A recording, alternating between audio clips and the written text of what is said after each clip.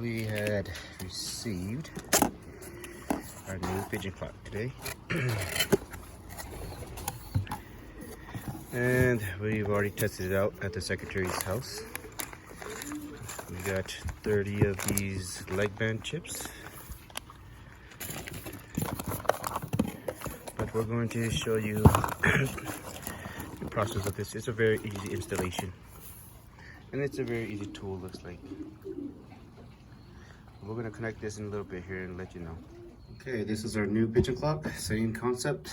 Plug the power source in. The clock turns on. Plug this in carefully and tighten these up. There you go.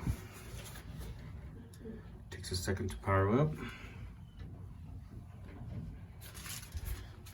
But yeah, we got this cabinet from the Goodwill store. And so this is the products that we keep around. This one's empty now, but I just had more order on the way. This treats coccidiosis, canker, worms, and respiratory. This is an only one. You could get this at Poise for about $30 or $50, depending on the size of the bottle you want. And we also have some of this right here. This stuff works really good. This is treatment for crop canker, E. coli, paratyphoid, and coccidiosis. This stuff works also. And a little bit of poultry dust and flea and tick shampoo, and that takes care of all the mites and stuff. And then, yeah, we also put a little Gatorade in the water sometimes, and some vitamins and electrolytes sometimes. But yeah, this is all we got. And some Neosporin in case any birds come home with injuries, any open wounds, or any of that stuff, in case they get attacked by hawks or whatever. Yeah. And this is all the leg bands I have just ordered for the rest of the year. These came in a couple of, like 2 weeks ago, a week ago, 2 weeks ago. But yep, this is what we're doing with the clock right now. And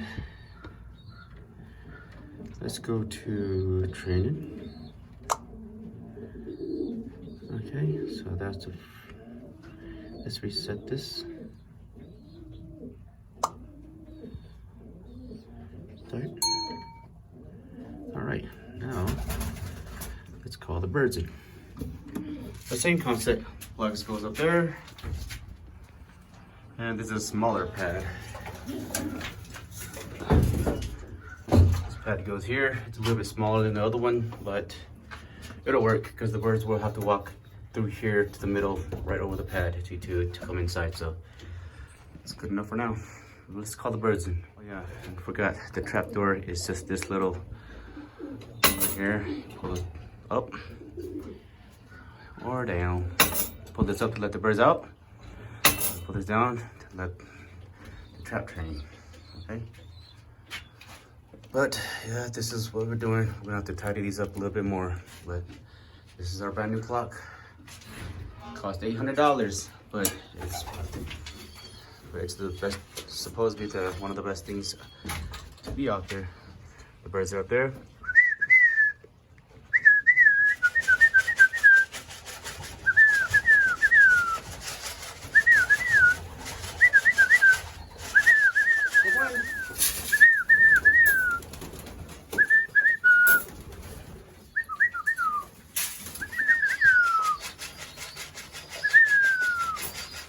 All right, let's see. That one's a chipped one. That one's one of the older ones. Let's see if this scans. Another one. Here's a recessive red. This one was missing for a few days. He returned like 4 days later from the 21 miles toss. And then here's one of the older birds. Let's see if he scanned. Or she.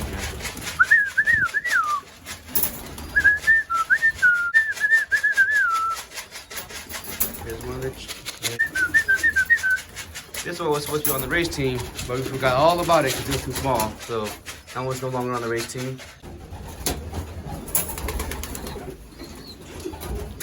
Well, folks,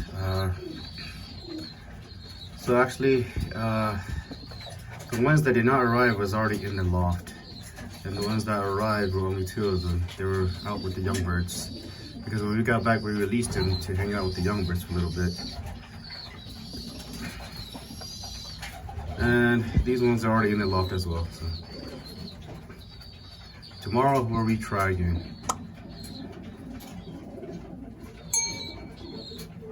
Yeah, but you can go get yourself one of these little shelves from Goodwill, okay? Or thrift stores. They're like $10, $15 at the thrift stores. But they make a really good, you know, compartment for the clock. So the clock can be dust free or whatever else. And a little storage unit for all your good stuff.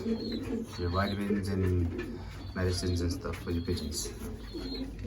All right, and just for a late hatch update, just wanted to say, I finally got my foundation in to bring me a pair of babies.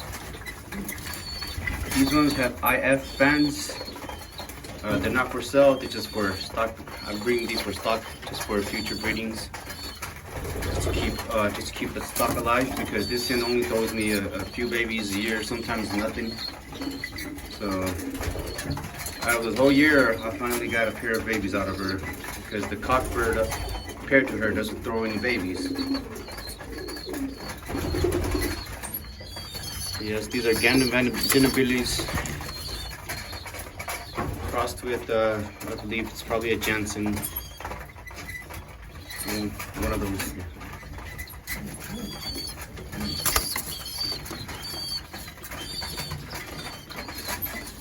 Okay, so these are the parents. A Gaby Vandenabeele hen. And I believe this is a Jensen's bird stock. This is what I do when I come here to feed the birds. If I have nesting birds, I normally leave a handful of seeds here for the birds, for the nest, for the birds that have babies. So they can actually keep themselves and are able to feed the baby without being hungry.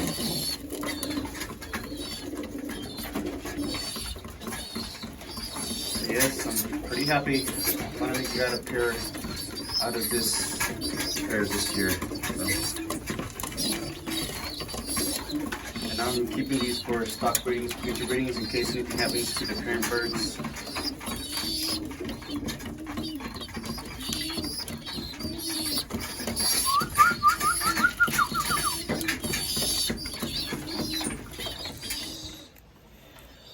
Two of my birds that came back injured from the 21 miles toss a few days ago from the last video.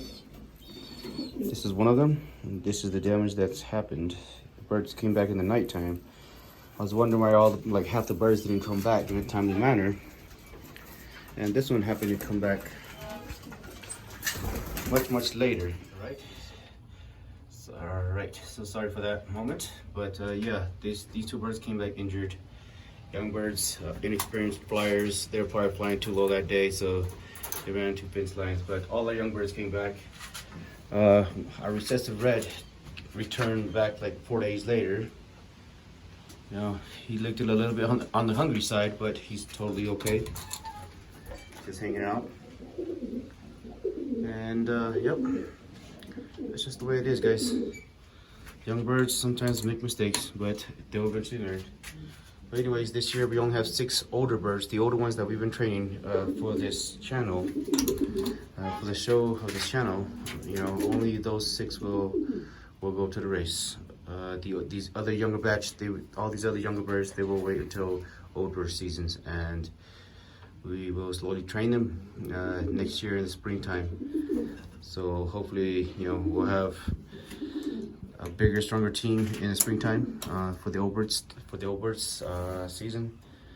And that's all we can do for now. But anyways, thanks for tuning in, guys. That's all there is for now.